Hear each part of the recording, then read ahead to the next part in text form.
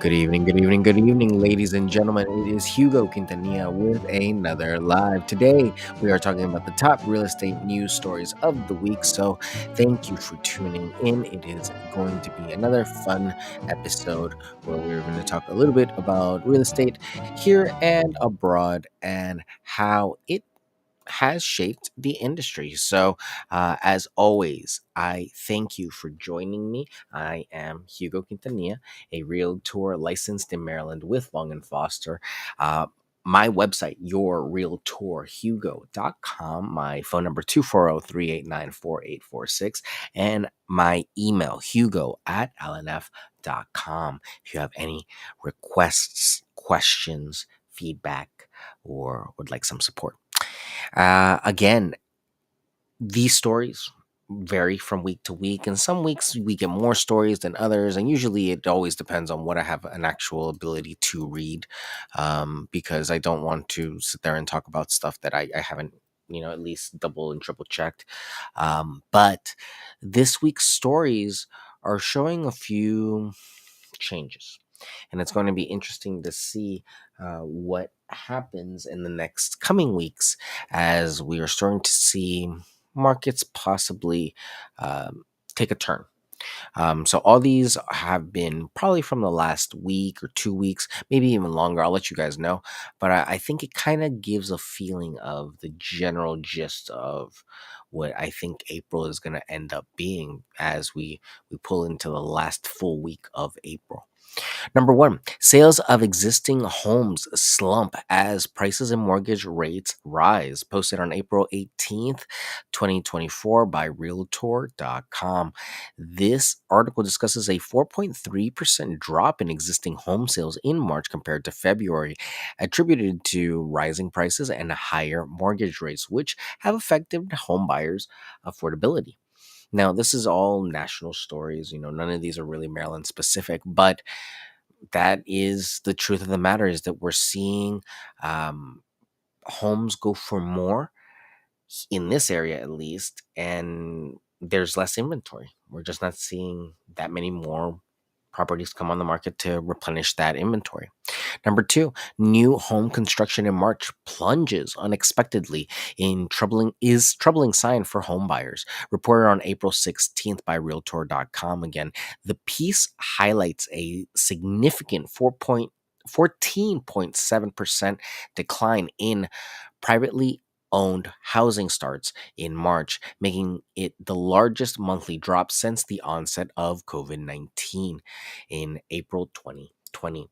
That is quite concerning because, those starts usually indicate that more construction is underway, but don't fret. Maybe there will be more constructions come next month. Um, we have yet to see how the rest of the year keeps going. Especially now, as the new rumor is that we might possibly get a rate increase towards the end of the year. Number three, pending home sales surge in the Midwest, but slump in the pricier regions. Published on March 28th by Realtor.com. This is a little bit later, almost a month ago. This article covers the regional disparities in pending home sales, showing gains in the Midwest and South, but declines in the pricier Northeast and West. And that's really the gist of it. Because this data tends to go month on month, the article was written about last month's statistics. I have yet to compile the statistics for this week with the RPR report, but I will release that tomorrow. And yeah, should be interesting to see what the difference is between last month. We were still seeing over list pricing here. So at least in this area, we still haven't, as they said, no slump for us here. Number four, luxury home prices soar in the first quarter of 2024. Detailed in Housing Wire on April 19th, it reports on the significant rise in prices for luxury homes in the first quarter, reflecting strong demand in the high end market segment. And this is quite promising for my brokerage, which specializes in the luxury market. So we're seeing more of those properties out there. Again, this is a great time to buy a luxury property, quote unquote, because it is a market that may have more negotiating room than some of the lower end markets. Now, of course, you have to qualify and be able to buy it, but at the end of the day, real estate is real estate. So, number five, California Association of Realtors CEO resigns amidst industry challenges, announced on April 19th by Housing Wire. This news covers the resignation of the CEO of the California Association of Realtors, a move influenced by ongoing challenges within the industry. We are sad to see him go. And it is a very hard role to be in leadership at any level in real estate, at the manager level, at the team leader level, at the association level. It really is. I admire all of you for doing it. That's why I am not in a very big position of any power, so to speak, because it is very challenging. It can be very stressful, and we see it all the time how it can take a toll. But we wish him the best, and I'm sure he'll still be practicing real estate, and somebody else will come in and take over that role. Number six, healthy housing inventory growth finally emerges. Discussed on April 20th, 2024, in Housing Wire. The article notes recent increases in housing inventory, which are expected to support the spring market despite various market pressures. And we're hopeful that, yeah, we start seeing more of that inventory out there, especially in markets where we need it the most. Number seven, impact of commission lawsuits on real estate industry, featured April 19th on Housing Wire. It explores the potential long-term implications of several ongoing commissions lawsuits on the operational aspects of the real estate industry. And it is truly going to impact the real estate industry for several markets. Here in Maryland, we have been working with buyer agency for quite a long time. Most agents are very familiar with it. Now, do agents do it all the time? That's another question. But change is good. I think change in the industry is always good. And we have to adapt to just overcome these challenges. And like everyone knows, the best agents will always remain. Really, they adapt and they move with the times. First, it was, faxes, then it was computers, then the internet, then, now AI. It's a plethora of things that I've wanted to take away the industry, and it is still here. There will always be people that need people to help them buy real estate. So, very grateful and happy to do what I do and help people buy real estate and get into real estate. And yeah, I'm excited to see how the future pans out. Number eight. Case Schiller, home prices hit new record high in January. This was a quite an old article, almost a month ago, published on March 26th by Realtor.com. This article reveals a 6% year over year increase in nationwide home prices in January, the largest increase since November 2022. But remember, guys, we tend to see a pretty good, substantial increase of appreciation every year, anywhere from 3 to 6% in real estate. So it's, yeah, nationwide, that's quite a bit for some markets because some markets aren't as popular as this area here. So the DC, Maryland, Virginia, DMV, I would always call a little bit of a bubble because we do have the government. But, you know, there are several other markets that are not blessed to have such a market like this one, and it can really impact how much the actual,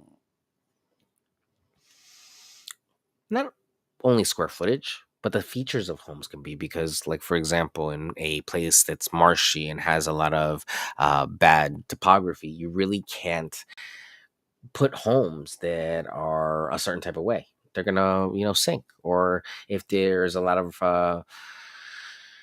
hurricanes or tornadoes, you can't put a certain type of building there, because of course it's not built for that. They always make that joke that California construction is just built different, and it in fact is. It has to be because otherwise those buildings wouldn't last. So but let's keep going. Number 9, actually no, number 10. No, sorry. Number 9, existing home sales surge signaling a resilient market. Reported on March 21st, 2024 by Realtor.com. The article discusses a significant increase in existing home sales, suggesting a strong start to the year's housing market. And that's what we wanted to see, is, the housing market getting back on top and back to its seasonal averages, because that's a little bit more predictable. Remember, the economy has always had real estate as a backbone. So we need these homes moving for the economy to keep moving as well.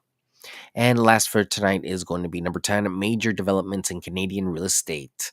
New high rise tower in Toronto, Golden Mile, announced April 19th by Stories.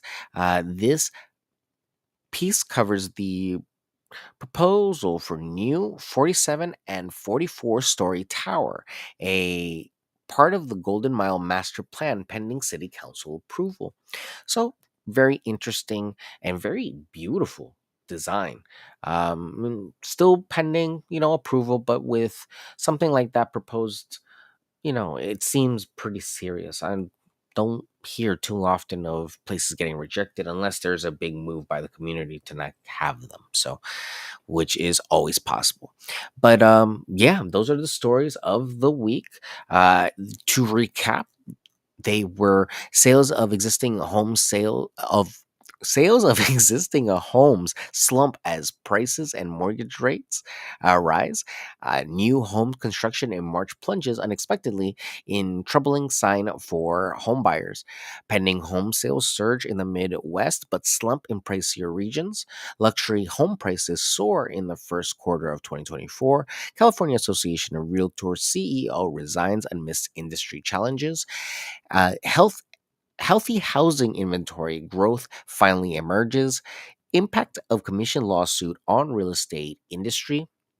Case Schiller home price hit new record high in January. Existing home sales surge, signaling a resilient market. And major developments in Canadian real estate. New high rise tower in Toronto's Golden Mile.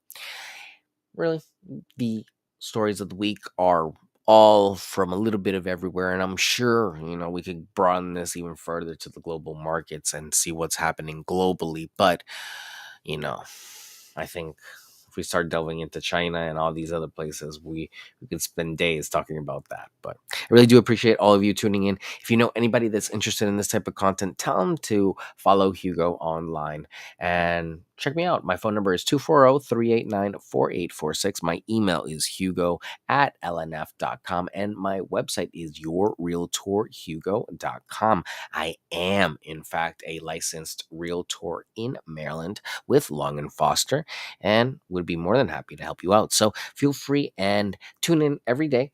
Check out these lives, check out the news stories, check out the blog, check out all the links, and check out the website, because you can pretty much find everything that you need right there. So thank you again to everyone that is supportive and watches these lives. It's been another week in the bag, and next week we're going to start something new. So thank you again, and I will see you all next week. Take care. Have a great night.